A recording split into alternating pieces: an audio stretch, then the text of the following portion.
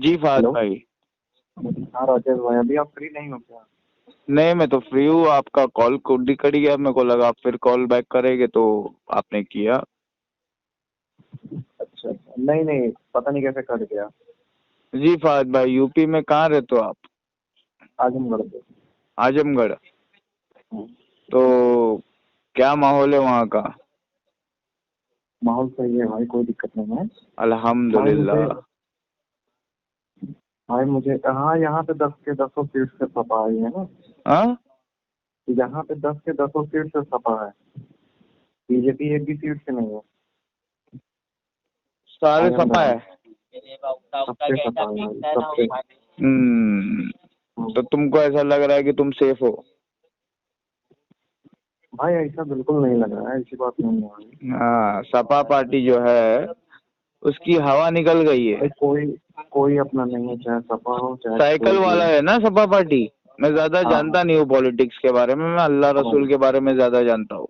अखिलेश अखिलेश की पार्टी है। जी, अखिलेश यादव जो है ना उसकी हवा निकल गई, वो हार गया। वो बेवकूफ इंसान है, वो समझ रहे आप? हम्म, हाँ। वो भाई होगा ये बताओ आप। वो होगा hello chief minister Uttar Pradesh का। हेलो। हेलो। हाँ राकेश भाई। जी। भाई आपसे ये समझना था कि आप कैसे कह सकते हैं यार कि याजीज माजीज खुल गए हैं। अच्छा, तो ये आपका सवाल है। हम्म, देखो, याजूज माजूज लोग है, लोग, फौज। मतलब उनको हम कैसे पहचान सकते हैं? उसको तुम कैसे पहचान सकते हो? हम्म, आप फहद भाई, आपको उससे पहले आपको अपना बैकग्राउंड बताना पड़ेगा। आप हमें जानते हो, हम आपको नहीं जानते हैं। राइट। भाई आपकी आपकी वीडियो में सुनते हूँ, वीडियो पे काफी वीडियो आपकी आप सुना है। अब कब से फॉलो कर रहे हैं हमें? तकरीबन भाई 2 साल से मैं आपको follow आपकी कर रहा आवाज हूँ। क्लियर नहीं आ रही है। कह रहा हूँ 2 साल से आपको फॉलो कर रहा हूँ भाई। हाँ, 2 साल से अगर आप हमें फॉलो कर रहे हैं तो आपके दिल दिमाग में है ना कहीं एक सवाल पैदा हो गया है कि ये याजूज माजूज खुल गए बोल रहा है। चश्मे मुस्लिम देख ले तफसीर हरफे यंसिलून। 2 साल से फॉलो कर रहे हो तो आप हमारे हर 3 में से है ना एक वीडियो में वो शायरी बोलता हूँ। ठीक है। मेरा मेन मकसद यही है समझाना कि जो आपके जमातों के अंदर जो फिरका बंदी है ना, तो उसमें सबसे बेहतरीन अगर कोई फिरका है इस वक्त पे तो अहले हदीस। मान रहा हूँ भाई। समझ रहे आप? हम्म, अब मैं नहीं जानता आप फहद भाई कौन से फिरके जमात से हो, ठीक है।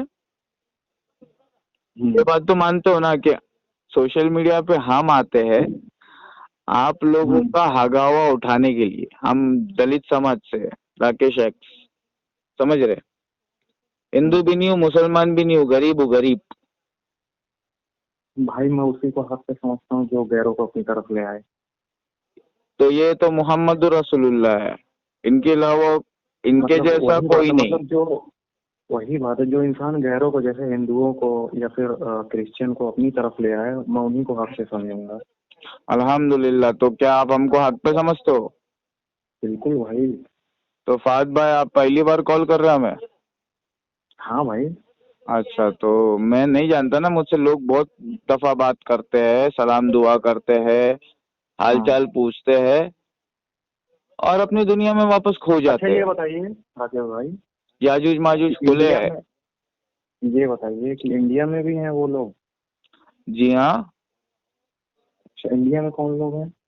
जो जैसे कौन सी कास्ट में आते होंगे, या फिर जो है नहीं नहीं, वो तो जब आएंगे तो वो लोग पूरी दुनिया के अंदर है ना करप्शन फैला देंगे, क्या कर देंगे।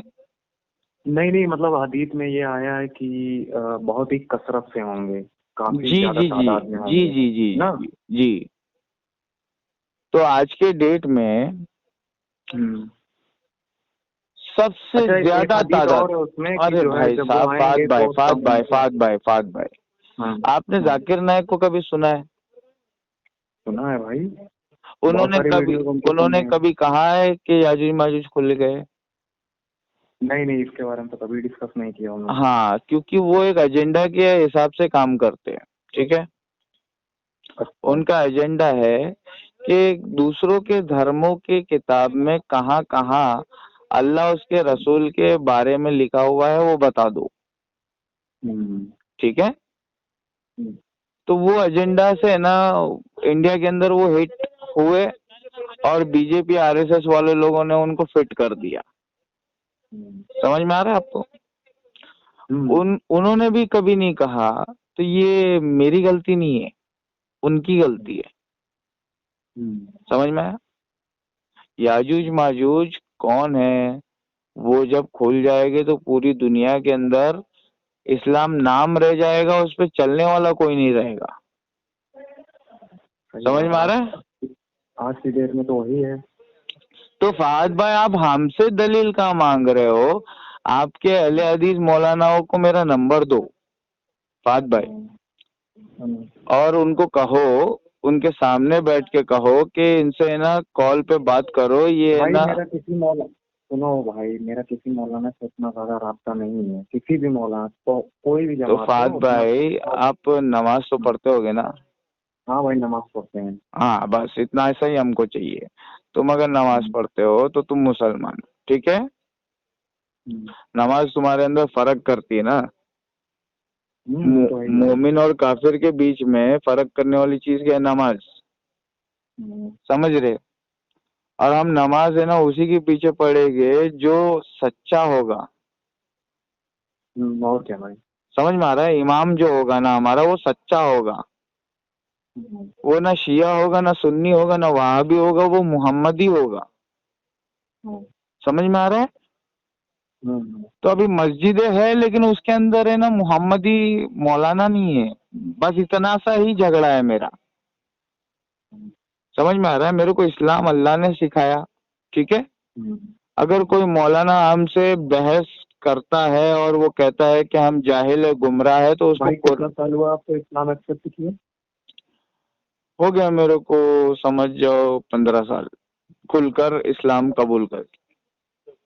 अच्छा, ठीक है, खुलकर इस्लाम कबूल करके 15 साल हो गया। और इस्लाम की रिसर्च उससे पहले से 8 साल से कर रहा था। अच्छा, समझे? मतलब अल्लाह ताला ने हमसे कुछ लेना था, तभी तो हमको अल्लाह ताला ने अपने पास बुलाया। सही बात है। ठीक है, अल्लाह को कुछ देना है हमको और अल्लाह को हमसे कुछ लेना है। ठीक है, सौदेबाजी होती है, अल्लाह को जो पसंद आ जाए अल्लाह उसे सौदेबाजी करता है। ठीक है, तो जमीन पर अगर लाखों करोड़ों अंधे हैं तो मैं क्या करूं? कुरान तो सच है। ठीक है, अब कुरान के अंदर जो लिखा है, अगर आपके मौलाना इनकार कर रहे हो तो मैं आपके मौलाना के पीछे नमाज पढ़ने को मैं गद्दारी समझता हूँ अल्लाह से। समझे? तो हमको एक मंदिर बनाने का है अल्लाह का। किसका मंदिर बनाने का है? अल्लाह का मंदिर बनाने का है। समझ में आ रहा है? अल्लाह का मस्जिद तुम्हारे मौलाना लोगों ने बहुत बना बना के बांट लिया आपस में, शिया सुन्नी वहाबी बरेलवी देवबंदी। और बोलू, और मेरे को नहीं मुंह खोलने का, उधर मुंह खोलूंगा तो मुंह से गाली निकल जाती है। साकेत भाई जी, तो याजूज माजूज है, क्या उनको पता है कि हम याजूज माजूज की नस्ल है? नहीं नहीं नहीं, उनको ये नहीं पता है। सॉरी, उनको ये नहीं पता। उनको ऐसा लगता है कि हमसे ज्यादा अक्लमंद कोई नहीं है, बाकी सब चूतिए है। उनको ये लगता है। समझ रहे? उनकी पहचान ये है कि वो है ना इंग्लिश में बात करेंगे।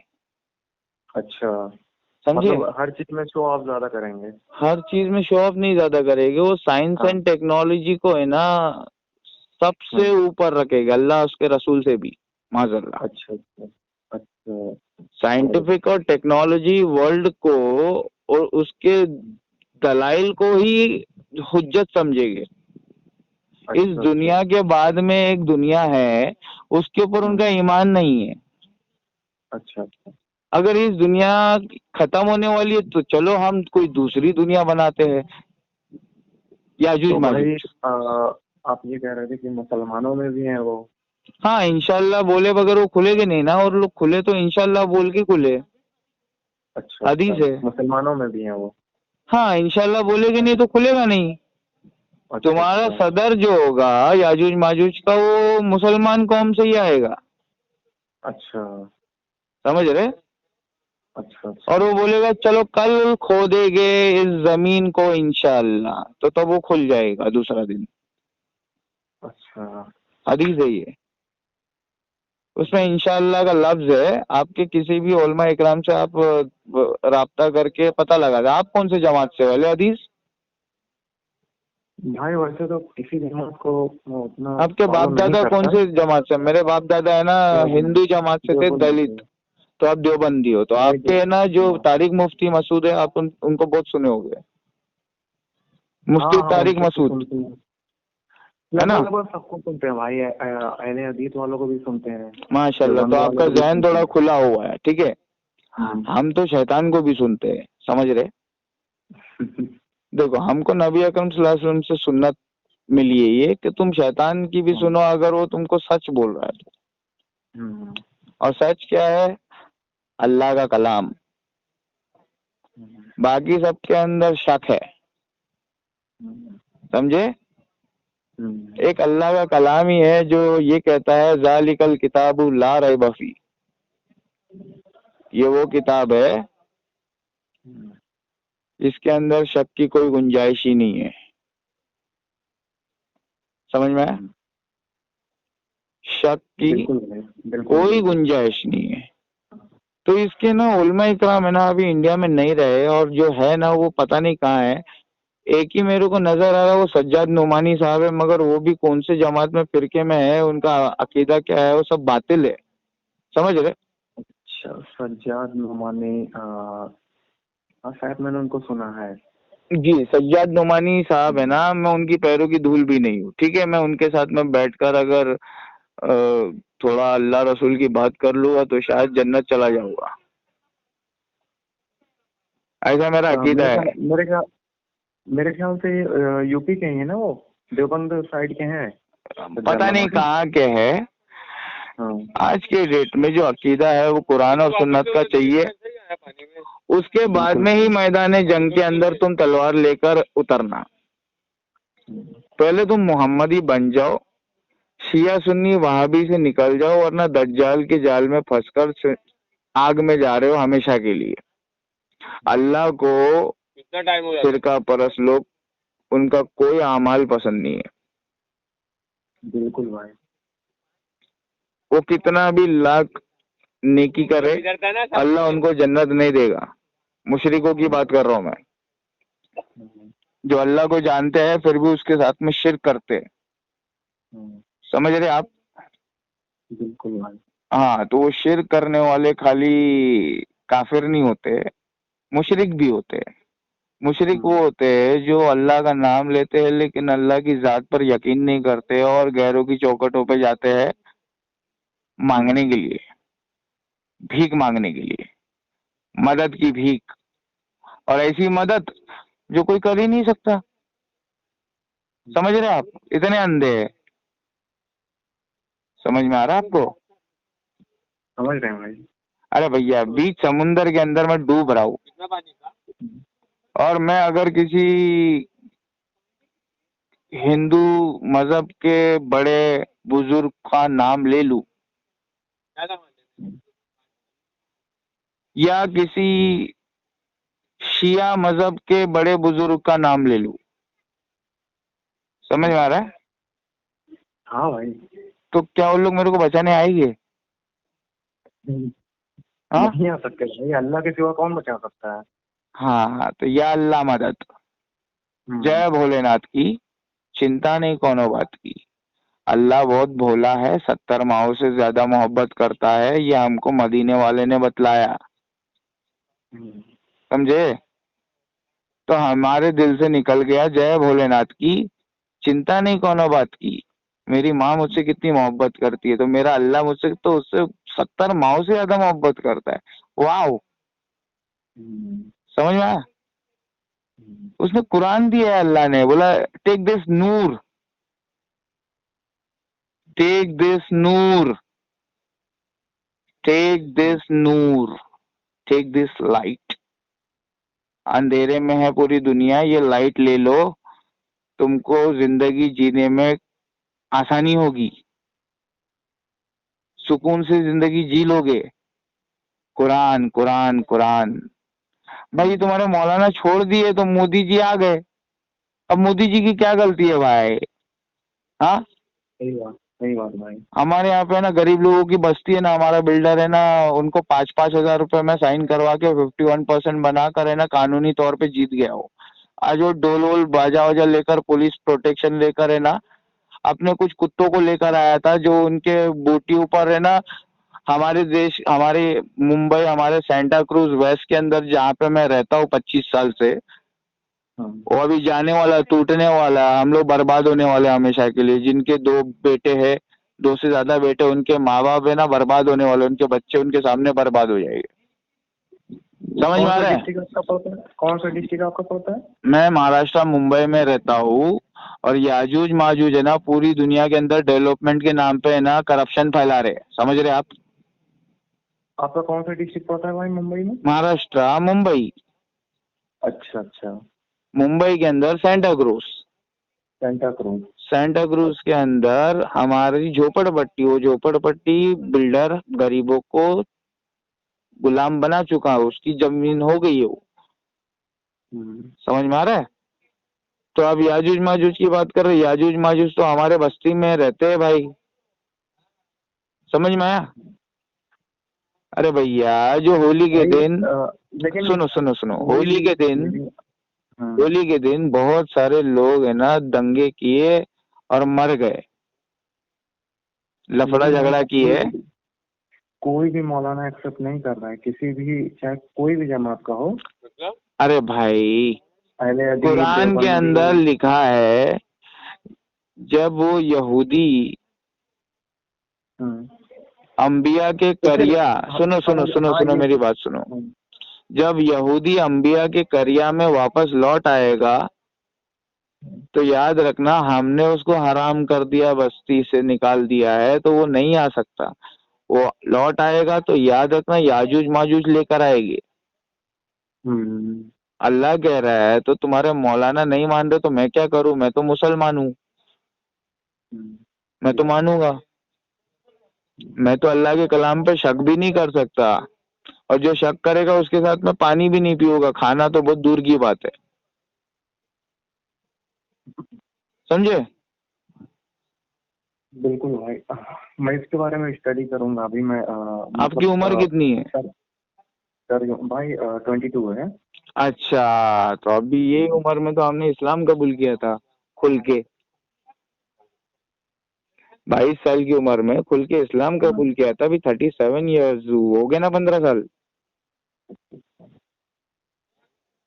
समझ में आया भाई? इसका मैं पूरा ट्रांसलेट, बढ़िया से ट्रांसलेशन देखूंगा भाई। देखो, सूरह अंबिया खोलना, अंबिया सारे सबसे ज्यादा उतरे हैं बैतुल मुकद्दस में।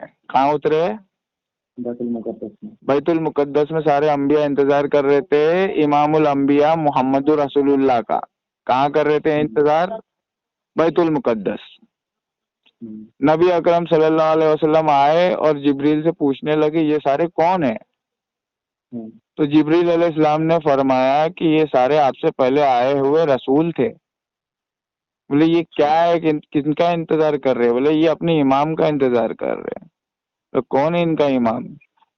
बोला आप ही हो इनके इमाम, अल्लाह ने बनाया है आपको इनका इमाम। समझ में आ रहा है? मोहम्मद रसूलुल्लाह। मौलाना से कंपेयर मत करो यार मेरे मोहम्मद रसूलुल्लाह को, प्लीज। गाली निकल जाएगा मुंह से मेरे ना यार। फाद भाई 22 साल का है और देवबंदी जमात का है। अरे देव के बंदे, मैं अल्लाह का बंदा। सुनो सुनो सुनो सुनो, देव का बंदा है। बचपन से 2 ही मदरसे में गया होगा अलिफ बा ता सीखने के लिए, कुरान सीखने के लिए, ठीक है? मदरसे बाजू में, घर के बाजू में रहता है ना। मदरसे में गया ही नहीं। मस्जिद में जाते हो? मस्जिद में मस्जिद में तो नमाज पढ़ने जाते ही नहीं है। नहीं नहीं, बचपन में जब छोटे थे ना तुम, तो तुम अलिफ बा ता की किताब है ना, अरबी वाली, वो लेकर गए होगे, इमाम साहब अम्मी ने भेजा है। इमाम साहब घर पे आते थे पढ़ाने के लिए। हाँ, अच्छा अच्छा अच्छा। तो इमाम साहब, अभी आज नया जमाना है, मॉडर्न वर्ल्ड, इमाम साहब खुद ही आ जाते, होम डिलीवरी, समझ में आ रहा है? हाँ, तो अभी घर पे आ जाते, तो तुमने सीखा ना।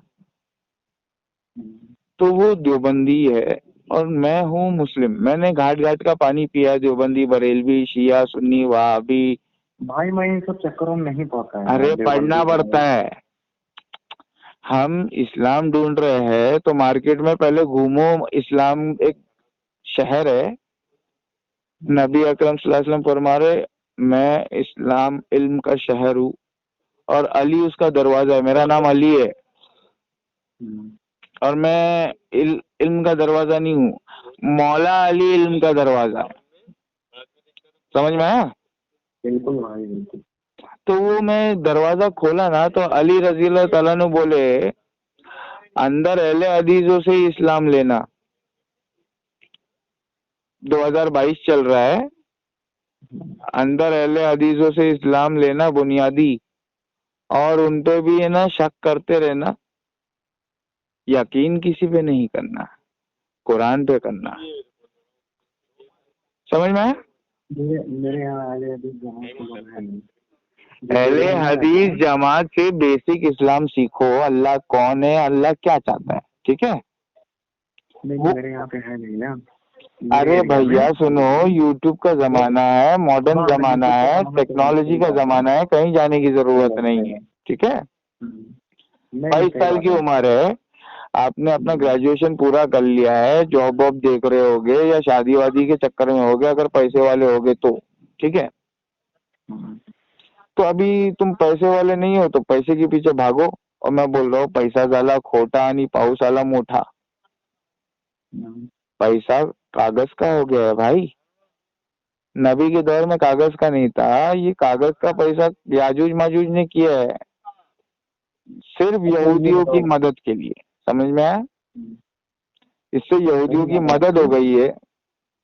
भाई मुसलमानों को यहाँ कौन सी पॉलिटिकल पार्टी को सपोर्ट करना चाहिए? ऑल इंडिया मजलिस इत्तेहादुल मुस्लिमीन, असदुद्दीन ओवैसी जिंदाबाद, आप आगे बढ़ो, हम तुम्हारे साथ। समझ में आया? हाँ वो तो ठीक है भाई, लेकिन यार नहीं, असद भाई को है ना, उनको देखो 2 साल पहले जो है मैं आपको देखा था, जो है किसी वीडियो में तो आप जो है क्रिटिसाइज कर रहे थे उनको। हाँ, आज भी करता हूँ ना, मैं बोल रहा हूँ ना कि मेरा भारत मान 100 में से 110 नेता बेईमान, मतलब असद भाई भी बेईमान है, ठीक है? अब बेईमानों के दौर में मैं तुम मुझसे पूछ रहे हो कि किस पे भरोसा करूं, मतलब सबसे शरीफ तो असद भाई दिख रहे मेरे को। हाँ वो तो है। समझ में आया? वो तो है भाई। तो अभी तुम है ना ईवीएम के साथ में पेपर ट्रेल जब तक नहीं लगाएगी तो असद भाई भी कुछ नहीं उखाड़ सकते, ठीक है? तो हम तुमको बोल रहे हैं असद भाई के जैसे और भी बहुत सारे लोगों को पार्लियामेंट में जाने की जरूरत है। मैं गरीबों का पीएम हूँ। कौन हूँ आज? और क्या भाई, सही बात है। मैं गरीबों का पीएम हूँ।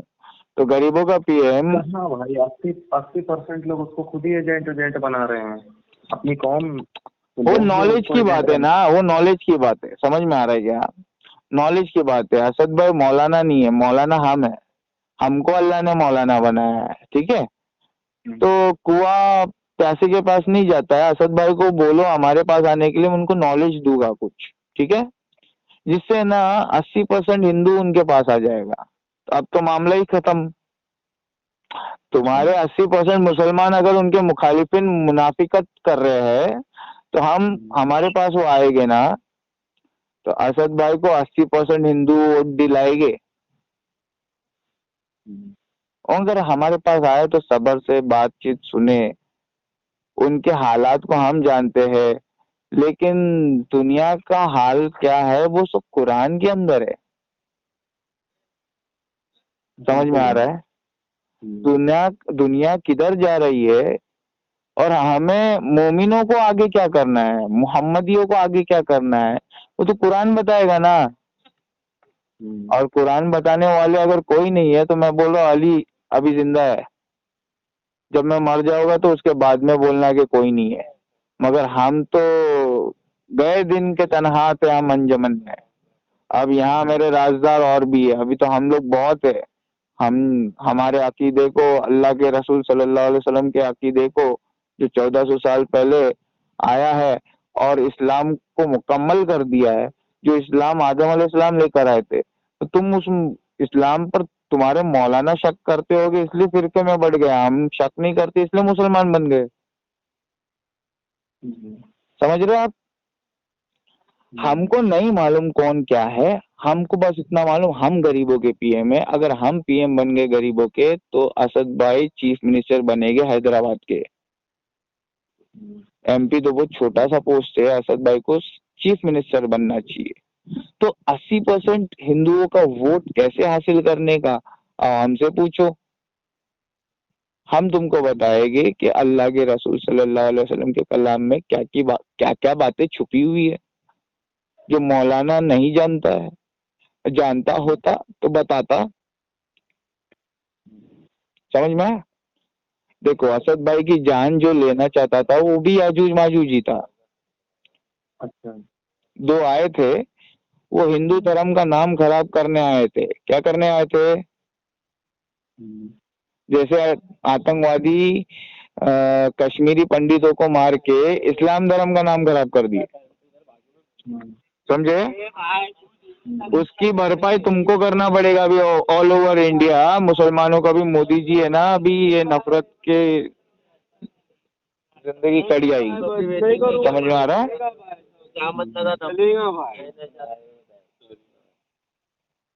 समझ में आ रहा है भाई? भाई समझ में आ रहा है। फाद भाई, कुरान गलती कैसे कर सकता है? तुम्हारा मौलाना गलती क्यों नहीं कर सकता है? समझ में आ रही है मेरी भाषा? नहीं समझ में आ रहा है भाई, ऐसी बात नहीं है। समझ रहा हूँ आपकी बात, सारी बातें समझ रहा हूँ।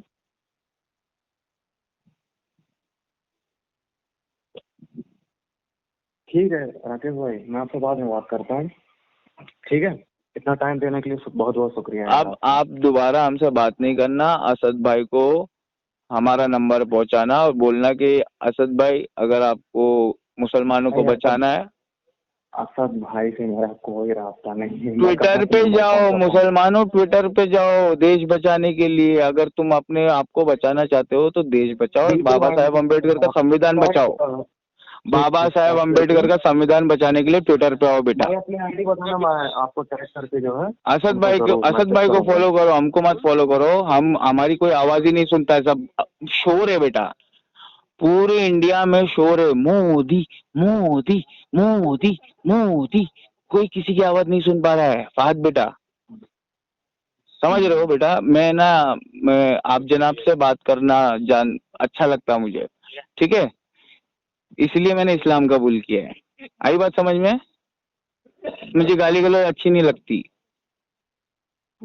मुझे शराफत पसंद है, बदतमीजी पसंद नहीं है। आई बात समझ में? मैंने इस्लाम क्यों कबूल किया? आपके मौलाना शिया सुन्नी वहाबी क्यों बन गए जब कुरान में लिखा है अल्लाह की रस्सी को मजबूती से थाम लो और फिर में ना बटो? इतनी सी कुरान के अंदर लिखा हुआ है, वो तुम लोग समझते क्यों नहीं यार फाहद भाई? हाँ सही बात भाई। हाँ, तो मेरे पास में असद भाई से बेहतरीन जमात आज के डेट में ऑल ओवर इंडिया में कोई नहीं है। अहले हदीस से भी बेहतरीन जमात कौन सी है? ऑल इंडिया मजलिस इत्तेहादुल मुस्लिमीन। समझ में आया? Thank you very much for giving your precious time. Thank you very much Fahad भाई। आजम खान, उनको बोलो एमआईएम के अंदर जाने के लिए आजमगढ़ से, ठीक है? प्लीज प्लीज ट्विटर पे जाके बोलना। कहाँ पे जाके बोलोगे? हाँ, और मेरा नाम रेकमेंड करना उनको, राकेश एक्स। भोलेनाथ की जय, जय भोलेनाथ की, चिंता नहीं कोनो बात की, ठीक है? आप कौन से नाम से हैं ट्विटर पे? मैं राकेश एक्स के नाम से हूँ, ना हिंदू ना मुसलमान, सबसे पहले इंसान। अच्छा, आईडी आपकी राकेश एक्स नाम? मैं आपको दे दूंगा, व्हाट्सएप पे हाय बोलो खाली।